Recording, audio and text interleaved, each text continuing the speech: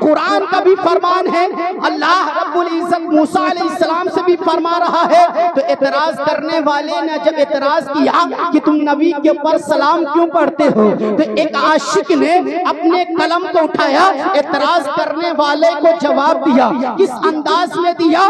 یوں فرماتا ہے، ایک عاشق کیا کہتا ہے، حضرت آدم سے لے کے حضرت عیسیٰ تلک، حضرت آدم سے لے کے حضرت عیسیٰ تلک سارے نبیوں نے پڑھا ہے الصلاۃ والسلام، سارے نبیوں نے پڑھا ہے الصلاۃ والسلام۔ پھر اعتراض کرنے والے نے اور جب اعتراض کیا تو عاشق اپنے دل میں یعنی جذبہ لاتا ہے محبت عشق محبت رسول کا، اور یوں کہتا ہے سر قلم کر دو میرا یا کاٹ دو میری زبان۔ یہ کس سے کہہ رہا ہے؟ جو سلام کے اوپر اعتراض کر رہا ہے، جو سلام کے اوپر فتویٰ دے رہا ہے، جو سلام کو ناجائز بتا رہا ہے، جو سلام کو گناہ بتا رہا ہے، اس کو ایک عاشق یہ جواب دے رہا ہے سر قلم کر دو میرا یا کاٹ دو میری زبان، سر قلم کر دو میرا یا کاٹ دو میری زبان۔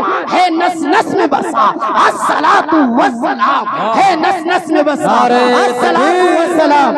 نعرہ تکبیر، نعرہ رسالت، نعرے کا جواب بھی دیتے رہے، نعرہ رسالت، جشن رحمت للعالمین، مسلک اعلی حضرت، نعرہ تکبیر، نعرہ رسالت۔ سر قلم کر دو میرا یا کاٹ دو میری زبان، ہے نس نس میں بسا الصلاۃ والسلام۔ پھر اعتراض کرنے والے نے جب پھر اعتراض کیا تو ایک عاشق نے یوں کہا، اس کا منہ بند کر دیا، یوں کہا میں وہ سنی ہوں جمیل قادری مرنے کے بعد، میں وہ سنی ہوں جمیل قادری مرنے کے بعد میرا بھی لاسا کہے گا الصلاۃ والسلام، میرا بھی لاسا کہے گا الصلاۃ والسلام، میرا بھی لاسا کہے گا الصلاۃ والسلام۔ اب اس اعتراض کرنے والے نے اپنا سر پکڑ لیا، اپنی زبان کو موڑ رہا ہے، اپنے دل کے اندر وہ چل رہا ہے، اس کے جسم کے اندر آگ لگی ہوئی ہے۔ اب وہ سوچ رہا ہے سوال کروں تو کیا کروں، ابھی تو یہ زندے میں پڑھ رہا تھا، ابھی جب زندہ تھا تو نبی کی بارگاہ میں سلام پڑھا ہے، اب تو یہ کہہ رہا ہے کہ مر بھی جاؤں گا تبھی میرا جسم بھی میرا جنازہ بھی نبی کے اوپر سلام پڑھے گا۔ تو اعتراض کرنے والے نے پھر ایک اپنی بدھی اپنے دماغ میں سلجھائی اور یوں کہا یہ بتائیے ٹھیک ہے تم رمدواری کی سرزمین کے اوپر رہ کر نبی کی بارگاہ میں سلام پڑھتے ہو، نبی کو یاد کرتے ہو، کیا نبی آخر الزمان تمہارے سلام کو سنتے ہیں، تمہاری آواز کو سنتے ہیں، تمہاری سماعت کو سنتے ہیں؟ تو ایک عاشق نے یہ میرے امام احمد رضا خواہ فاضل رضی اللہ تعالی عنہ نے اس کا یوں جواب دیا، کیا دیا؟ ہم یہاں سے پکارے وہاں وہ سنے، ہم یہاں سے پکارے وہاں وہ سنے، مصطفیٰ کی سماعت پہ لاکھوں سلام، مصطفیٰ کی سماعت پہ لاکھوں سلام۔ میرے امام نے فرمایا دور نزدیک کے سننے والے وہ کان، دور نزدیک کے سننے والے وہ کان، تانے لالے کرامت پہ لاکھوں سلام، تانے لالے کرامت پہ لاکھوں سلام۔ تو غور کیجئے یہ میرے آقا سرکار مصطفیٰ صلی اللہ تعالی علیہ وسلم کی شان ہے۔ اللہ خود اپنے محبوب کے اوپر درود پڑھ رہا ہے اور پڑھوا رہا ہے۔ تو ہم اتنے خوش نصیب انسان ہیں جو اپنے محبوب کے اوپر درود پڑھتے ہیں، اپنے محبوب سے محبت کرتے ہیں، اپنے محبوب سے الفت کرتے ہیں۔ محترم حضرات غور کیجئے اللہ رب العزت اپنے محبوب صلی اللہ علیہ وسلم کی شان بہت بلند و بالا کیا ہے۔ آئیے میں درود شریف پڑھتا ہوں، اللہم صلی علی سیدنا مولانا محمد وآلہ وسلم، صلاۃ و سلام علیک یا رسول اللہ صلی اللہ تعالی علیہ وسلم۔ محترم حضرات خطبہ مسنونہ کے بعد میں نے جس آیت مبارک پڑھنے کا شرف حاصل کیا، اللہ رب العزت قرآن پاک کے اندر ارشاد فرماتا ہے الف لام میم ذالک الکتاب لا ریب فیہ، یعنی یہ وہ کتاب ہے اس میں کوئی شک اور شبہ نہیں ہے۔ قرآن پاک کے اندر کوئی شک اور شبہ نہیں ہے، یہ وہ معتبر کتاب ہے، کیونکہ اللہ رب العزت نے آپ سورہ فاتحہ پڑھیں گے.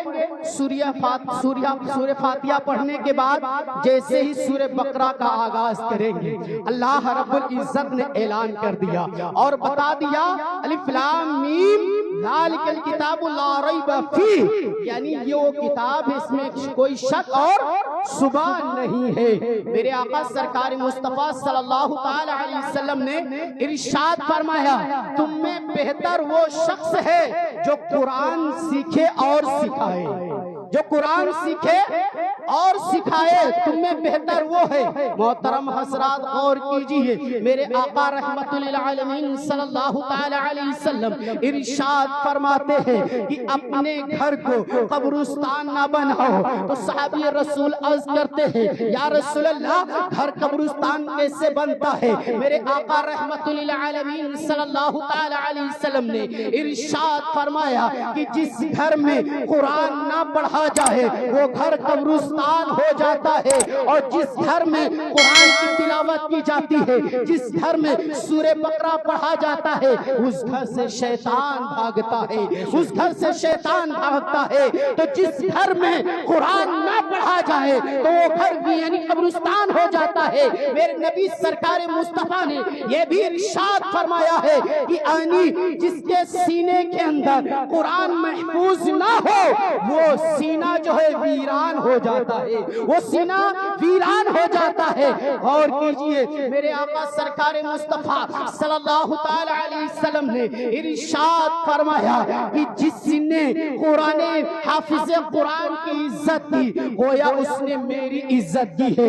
اب اس حدیث پاک کو آپ اپنے ذہن میں نشی کر لیجئے اور حافظ قرآن کی عزت کیجئے. یہ نہ سمجھیں بلکہ یہ سمجھیں ہم حافظ قرآن کی عزت کریں گے تو اس کے بدلے میں نبی آخر الزماں کی ہماری عزت ہوگی. ہم نبی کی تعظیم کریں گے، ہم نبی سے محبت کریں گے، ہم نبی سے الفت کریں گے.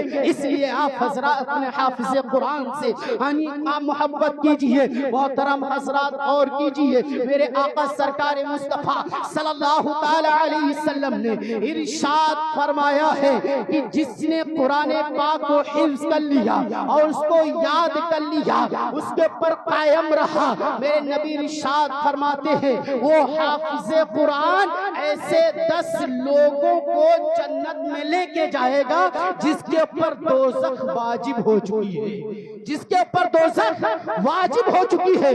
وہ حافظ قرآن ایسے لوگوں کو جنت میں لے کے جائے گا. اب سوچو، یہاں پہ سوچنے کی بات ہے، ذہن میں جو پردہ پڑا ہے اسے ہٹانے کی بات ہے.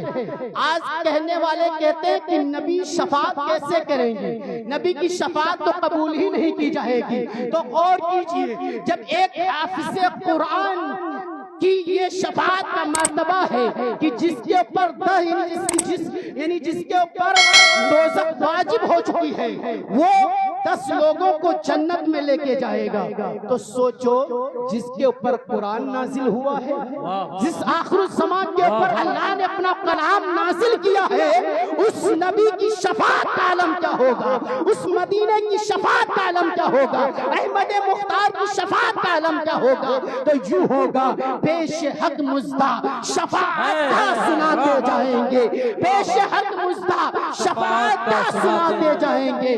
آپ روتے جائیں گے، ہم کو ہنساتے جائیں گے، آپ روتے جائیں گے، ہم کو ہنساتے جائیں گے. کسی شاعر نے کیا ہی خوب کہا ہے، یعنی ڈھونڈا ہی کریں گے صدر قیامت کے سپاہی، ڈھونڈا ہی کریں گے صدر قیامت کے سپاہی.